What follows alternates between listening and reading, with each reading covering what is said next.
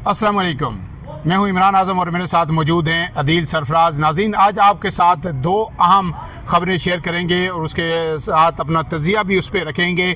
बड़ी सियासी डेवलपमेंट्स इस वक्त हो रही हैं शहर इक़्तिदार में, उन पे जो है पस पर्दा कुछ ना कुछ बात तो हो रही है, कुछ लोग अंदाजे भी उस पर लगा रहे हैं, लेकिन बड़ी खबर आपके सामने रखेंगे कि इस वक्त हो क्या रहा है। क्या पीटीआई और जो इस्टेब्लिशमेंट हुकूमत, ये जो एक ट्राइका है, इसके अंदर कोई डेवलपमेंट्स हो रही हैं या फिर ये मुकम्मल तौर पर ये जो बातचीत है, ये जो गुफ्तगू है, ये जमूद का शिकार हो चुकी है? तो ऐसा बिल्कुल नहीं है। मंजरनामा तेज़ी से तब्दील हो रहा है और 8 फरवरी के दिन के बाद जो एक दिन रह गया है, परसों के बाद वो डेवलपमेंट्स खुलकर सामने आएंगी और आपके सामने सारा मंजरनामा क्लियर हो जाएगा। लेकिन हम आपको आज पहले इसकी खबर देंगे और फिर जो वीडियो है उसके दूसरे हिस्से में हम बात करेंगे 26वीं आईनी तरमीम की। 26वीं आईनी तरमीम जो हो चुकी है उसकी जो असरात थे, पहले तो सुप्रीम कोर्ट में नज़र आए, फिर उसके बाद बात हाई कोर्ट तक पहुंची और अब फिर लाहौर हाई कोर्ट और दूसरे हाई कोर्ट्स में भी उसकी बाज़गश सुनाई दी जा रही है। और कानूनी माहिरीन इस पर मुतफिक नज़र आते हैं कि ऐसे नहीं चलेगा। 26वीं आईनी तरमीम का कोई ना कोई हल निकालना होगा, वरना जो अदलिया की रही सही साख है वो भी मुकम्मल तौर पर मजरू हो जाएगी। पहले हम बात करेंगे आज की जो सियासी डेवलपमेंट्स हैं उस पर। अदील सरफराज साहब, सर, क्या हो रहा है? मंजरनामा किस तरफ से जा रहा है? क्या इमरान खान और इस्टेब्लिशमेंट और हुकूमत के दरमियान जो पसे पर्दा चीज़ें चल रही हैं उसमें किसी बड़े ब्रेक थ्रू का इम्कान है आने वाले वीक के अंदर या नहीं? सर देखिए, मैं वक्त का तयन तो नहीं कर सकता। बज़ाहिर ये नज़र ज़रूर आ रहा है कि कुछ चल रहा है और पस पर्दा बहुत कुछ अब भी चल रहा है और कहा यही जा रहा है कि आइंदा आने वाले दिनों में एक ब्रेक थ्रू भी हो सकता है। उसे आप ब्रेक थ्रू कहें या दूसरी जानिब अब लोग अंदाज़े लगा रहे हैं कि बहुत से ऐसे लोग जो पाकिस्तान तहरीक इंसाफ को मुश्किल वक्त में छोड़कर जा चुके थे, हो सकता है उन्हें भी खुली बाहों के साथ दोबारा से उनका स्वागत किया जाए और दोबारा पार्टी में वो मतलब इमरान खान आम माफ़ी का ऐलान कर सकते हैं? आम माफ़ी तो शायद उसे ना कहा जा सके, मगर कुछ ऐसे लोग हैं जिनमें फवाद चौधरी वगैरह हैं, वो लोग जो अब भी पार्टी के साथ टू सम एक्सटेंट लॉयल हैं अकॉर्डिंग टू पार्टी।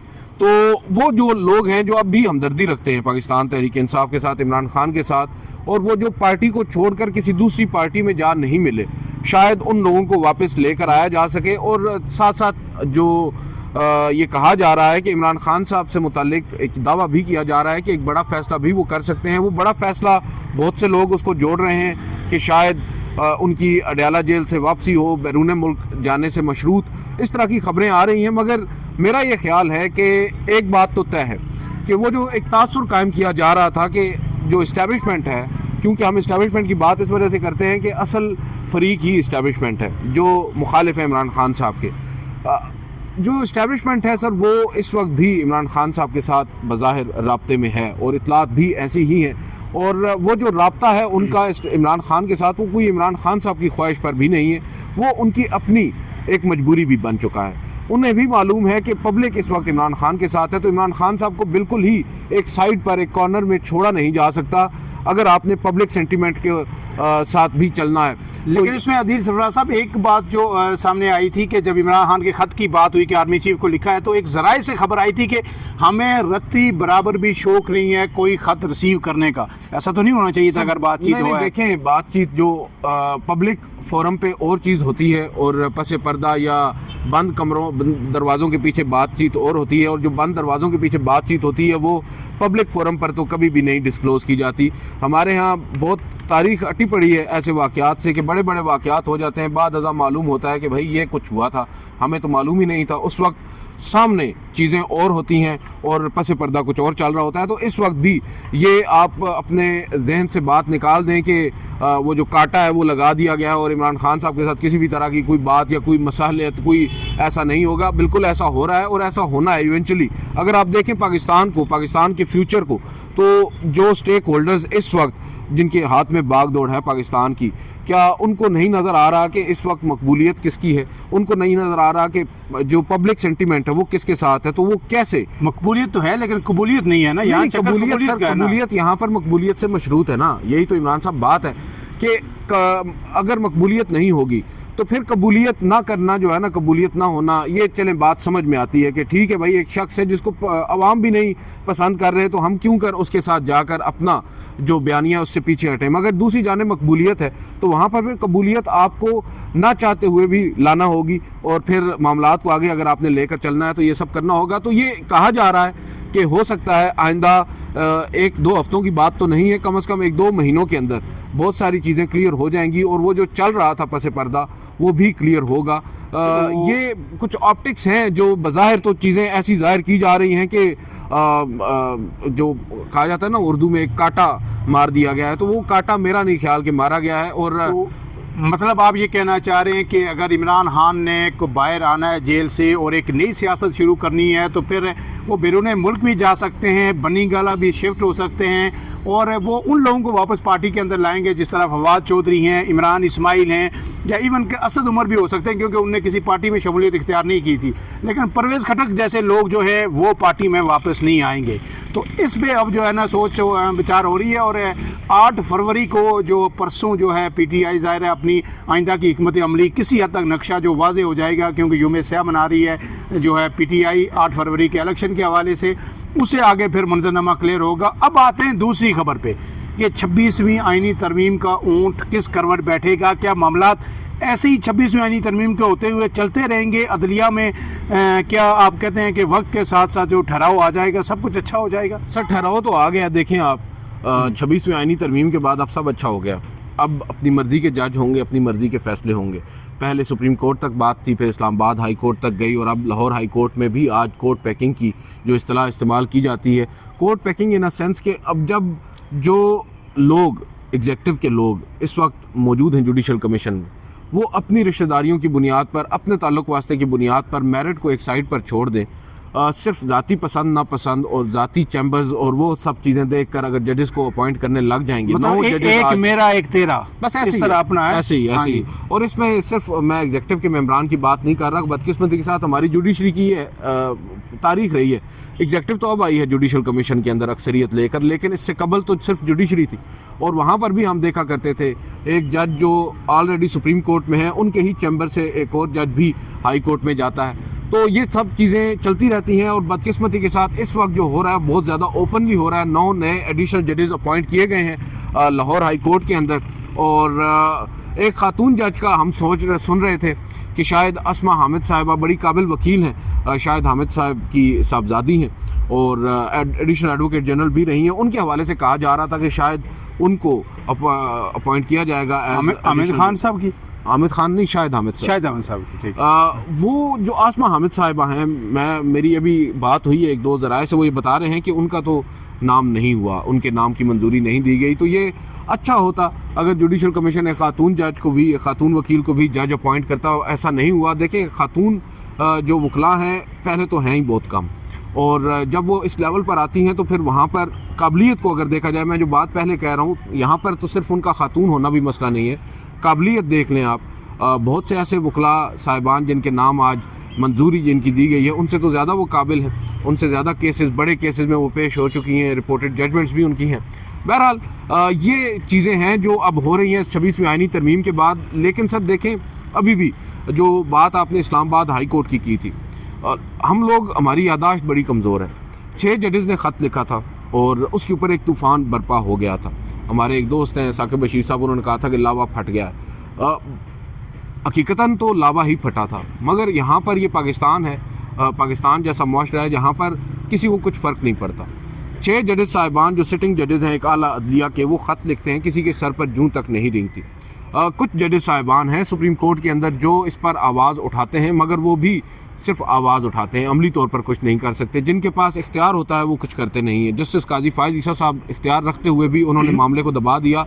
अब या आफरीदी साहब के सामने उन 6 में से 5 मजीद ने ख़त लिख दिया दोबारा से, उसके ऊपर वो भी वही किरदार अदा कर रहे हैं।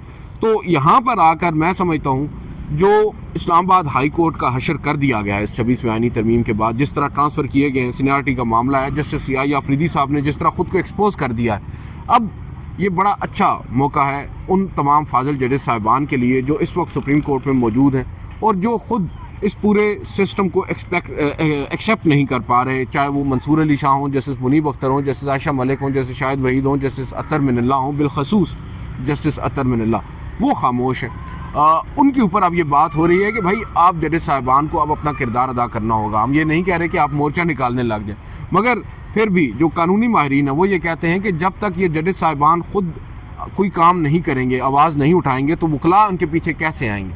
वकला साहिबान तो कह रहे हैं, मेरी आज बात हुई आमिद खान साहब से, मैंने कहा कि इस रिप्रेजेंटेशन के मामले पर आप क्या कर रहे हैं, तो उन्होंने कहा कि भाई हमने क्या करना है, करना तो उन जजेस ने है जिन्होंने रिप्रेजेंटेशन फाइल की है।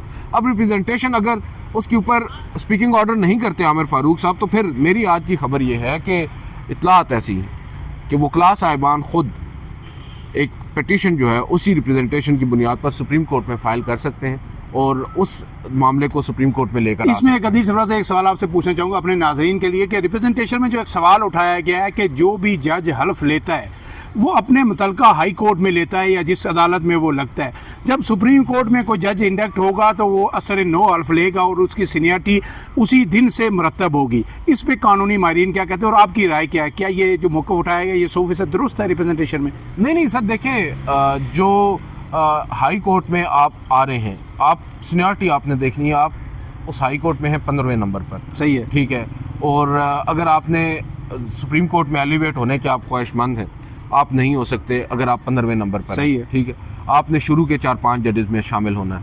अब आपको अगर आउट ऑफ नोवेयर उठाकर ले आया जाए एक हाई कोर्ट में जिसमें आप कि अगर उस सीनियरिटी को देखा जाए तो आप सीनियर प्यूनी जज बन जाते हैं, तो आप बड़े शानदार उम्मीदवार बन जाते हैं सुप्रीम कोर्ट के जज के लिए। और ये बेसिकली मेरिट का कत्ल होता है ना। यहाँ पर देखिए, इस तरह तो अगर आप सीनियरिटी को बांटने लग जाएं कि जहाँ पर एक जज जिसको आपने नवाजना है उसका नंबर नहीं आ रहा, आप उसे दूसरी हाई कोर्ट में लेकर जाएं जहाँ पर वो ऑलरेडी सीनियर होगा, क्योंकि दीगर वहाँ पर बैठे जजेस साहिबान से पहले उसने हल्फ लिया तो उस अदालत में, तो इसमें उनकी राय बिल्कुल दुरुस्त है। तो इस्लामाबाद हाई कोर्ट में दोबारा हल्फ लेना जरूरी नहीं है, जो फरियाद सरफराज मैं वही कह रहा हूँ ना, उन्हें लेना चाहिए ना। अगर देखें आप अगर एक तो सीनियरिटी पे 12वें-13वें नंबर पे जाएंगे, फिर बिल्कुल वैसे ही जाएंगे और जाना भी चाहिए। देखें जो पहले से वहाँ पर जजेस साहिबान बैठे हैं, जो सीनियर प्यूनी जज हैं, जो एडमिनिस्ट्रेटिव कमेटीज को हेड कर रहे हैं, उनको आउट ऑफ नोवेयर आपने उठाकर साइड पर कर दिया और एक दिन भी नहीं लगाया जस्टिस आमिर फारूक साहब ने। बज़ाहिर नजर यही आ रहा है कि जो पुरानी टसल थी इनकी आपसी जो इख्तिलाफात थे उनका बदला उन्होंने लिया है। जो माजी में उनके खिलाफ फैसले आते रहे हैं, टीरियन वाइट केस और फलाना केस, उस तमाम सिचुएशन को अब उन्होंने यहाँ पर आकर अपने हक में इस्तेमाल करने की कोशिश की है। इत्तलात ये आ रही है कि शायद रिप्रेजेंटेशन के ऊपर आमिर फारूक साहब कुछ भी ना करें और आमिर फारूक साहब सुप्रीम कोर्ट में जा रहे हैं। इत्तलात तो ऐसी ही हैं कि वो बड़े फेवरेट हैं और ख्वाहिशमंद भी बहुत हैं, क्योंकि लास्ट टाइम जब सुप्रीम कोर्ट में एलिवेशन हुई थी तो इनको नज़रअंदाज कर दिया गया था और उस पर बताया यही जा रहा है कि काफ़ी नालां भी हुए थे, इन्होंने अपनी नाराज़गी का इजहार भी किया था। और फिर आपको याद होगा उन दिनों कुछ फैसले भी ऐसे दे रहे थे जो बड़े हैरान कुन थे इनके लिए। तो अब उनका जो जाना है वो तो ठहर चुका है। ये भी कुछ लोग कह रहे हैं डोगर साहब पीछे फिर बन जाएंगे हाई कोर्ट के जज। इसमें अब मुख्तलिफ पॉसिबिलिटीज हैं सर, अगर हम देखें, अंदाजे लगाएं, तुक्के लगाएं, तो एक चीज़ तो ये भी हो रही है कि कहा जा रहा है जस्टिस आमिर फारूक साहब शायद chief justice Islamabad high court ही रहे और जो अब सीनियर प्यूनी जज हैं वो चले जाएं, यानी जस्टिस सरफराज डोगर साहब सुप्रीम कोर्ट में। और एक और सूरत ये भी है कि justice Sarfaraz Dogar high court के आइनी बेंच के सरबराह बन जाएं और justice Mian Gul Hasan Aurangzeb chief justice Islamabad high court बन जाएं और justice Aamir Farooq supreme court में चले जाएं। बहुत सी पॉसिबिलिटी, बहुत सारा कुछ हो सकता है। और एक आखिरी बात के अदील सरफराज साहब ने देखा कि जनरल मुशर्रफ का जो एक दौर था इक़्तिदार का, आमरियत, उसके बाद फिर जो कहा गया था कि आइन का हुलिया ही बिगाड़ दिया गया और 18वीं तरमीम आई, 101 आर्टिकल को रिव्यू किया गया। और अब जो सूरत लगती है आपको क्या कि अगर कभी ये हुकूमत जाती है, एक नई हुकूमत आती है, बारी मैंडेट के साथ आती है, PTI की हो या कोई, क्या ये जो मस्त 26वीं आईनी तरमीम के बाद है क्रिएट हो गया, इसको रिव्यू किया जा सकता है? सर देखिए, इसको तो रिव्यू कल भी किया जा सकता है, करेगा कौन? ये बड़ा आपने अहम सवाल उठाया है इमरान साहब। बात ये है कि मैं और आप एज अ मीडिया पर्सन या as a commentator, political commentator, हम तो एक बात करते हैं जो हमें ठीक लगती है अपनी दानिश में, अपनी अंडरस्टैंडिंग के मुताबिक।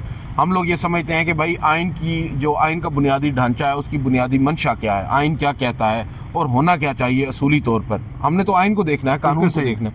हम उस ज़मन में देख रहे हैं कि भाई 26वीं आइनी तरमीम ने तो बुनियादी ढांचे के बरअक्स अदलिया की आज़ादी को ही सल्ब कर दिया। बिल्कुल सही। यहाँ पर ये हमारा मौक़िफ़ है। आज अगर एक सियासी जमात जो ज़ेर अताब है उसका भी वही मौक़िफ़ है, तो इसका ये मतलब हरगिज़ नहीं है कि कल जब वही सियासी जमात बरसर इक़्तिदार होगी तो उसका वो मौक़िफ़ बरकरार रहेगा। क्योंकि सर आप देखें ना, आप भी बेनिफिशरी हो सकती है, बेनिफिशरी हो नहीं सकती, वो होगी। हाँ। अगर पाकिस्तान तहरीक इंसाफ लेट से कल आम इंतखाबात हो जाते हैं, बरसर इक़्तिदार आ जाती है, 2/3 अक्सरियत उसके पास आ जाती है, 2/3 नहीं भी आती हुकूमत वो बना लेती है, वो देखती है कि भाई अब तो जुडिशरी हमारे कंट्रोल में है, जुडिशरी अब आज़ाद अदलिया तो रही नहीं है, अब तो एक महकमा है सुप्रीम कोर्ट का जो है हुकूमत का। हुकूमत चाहे इमरान खान साहब को उस वक्त जो रेफरेंस भेजना पड़ा था काजी फाइज़ साहब के खिलाफ, और फिर उसमें वो नतायज हासिल नहीं कर पाए थे जो वो करना चाह रहे थे क्योंकि अदलिया आज़ाद थी। अब अगर इमरान खान साहब इस तरह का दोबारा से कोई एडवेंचर करना चाहेंगे, लेट से वो हुकूमत में आते हैं, जो कि इस वक्त नज़र नहीं आ रहा, वो आएंगे, मैं वैसे एक हाइपोथेसिस के ऊपर बात कर रहा हूँ, अगर वो आ जाते हैं और उन्होंने कुछ ऐसा काम करना है, ऐसा कोई एडवेंचर करना है, तो उनको आप बताएं 26वीं आईनी तरमीम सूट करेगी या नहीं करेगी। तो ये अब देखना होगा उनकी कमिटमेंट कि आज एक हिज़्ब इख्तिलाफ में बैठकर तो उन्हें 26वीं आईनी तरमीम चुभ रही है, क्या कल हुकूमत में बैठकर भी ऐसा ही हो। अहम तरीन नुकता उठाया अदील सरफराज साहब ने, और आपको ये पता होगा कि 26वीं आईनी तरमीम जब हो रही थी तो PTI अगर इसके जो है ना बिल्कुल हमायती नहीं थी तो नीम रजामंदी भी उन्होंने जाहिर कर दी थी जब मौलाना फजलुर रहमान साहब उनको मिले थे। और फिर मौलाना फजलुर रहमान का एक बहुत बड़ा दावा था, उसमें मुझे बड़ी हैरत हो रही है, वो हमेशा कहते थे कि हमने शाम का सर कुचल दिया है। जो पहले वाला हुकूमत का जो ड्राफ्ट था वो बिल्कुल ही जो है ना आज़ादी अदलिया की सलब करने वाला था, और सबको पता नहीं था दो मुंह सांप। हाँ, तो ऐसे ये लगता है कि उनने सांप का सर तो कुचला, लेकिन वो 2 सरों वाला सांप था, एक सर उन्होंने कुचल दिया। लेकिन उस पर 26वीं तरमीम के बाद जो सादा कानून साजी हुई, उसके बाद सब कुछ जो है ना वो पूरी तरह तब्दील हो गया, और अब मेरे ख्याल में फजल रहमान भी काफ़ी परेशान है। फिलहाल के लिए इतना ही। अदील सरफराज और मुझे इजाज़त दीजिए, अल्लाह हाफिज़।